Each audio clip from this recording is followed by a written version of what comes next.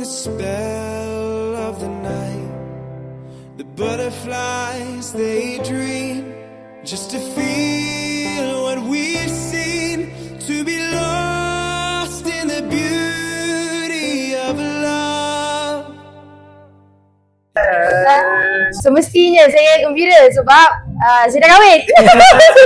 At the same time nervous lah juga sebab yelah kita first time kahwin. Jadi flow tu kita macam okay lepas ni apa, lepas ni kita alert. Walaupun memang ada flow manager tapi kita alert supaya kita ingatlah next tu apa kan. So nervous tu tak nervous tapi Alhamdulillah everything okay, everything go according to the plan. Dan kemudian Cik Don briefing, walaupun saya simple tapi saya faham lah flow. Saya memang tak faham tapi bila explain simple-simple faham lah. Okay, jadi perasaan saya pun senang hati lah. Benda-benda gugup sikit tu senang hati, dah faham sikit. Jadi lepas nikah tu pun Alhamdulillah happy lah. And sampai sekarang even dah nak habis majlis saya happy lah. Through the tears, hoping a light may appear.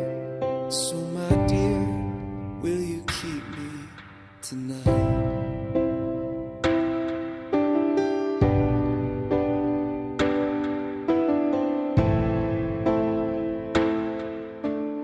Amin tu kan sangat awal siap. Jadi saya terkejut. Lepas tu bila sampai lagi cantik rupanya daripada gambar. So macam sangat-sangat love lah, love.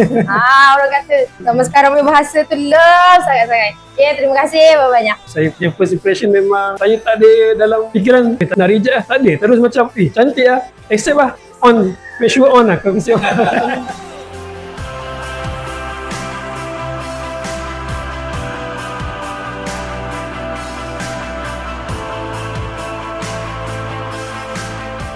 Yes, of Sangat, course. Mereka sangat, kata sangat. memang masuk tu susah. Tapi bila sampai tu wow. Macam tu.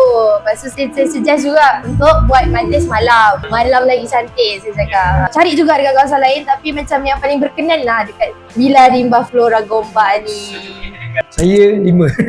Saya 4.9. Mudah Mudah kan? Kahwin je lah.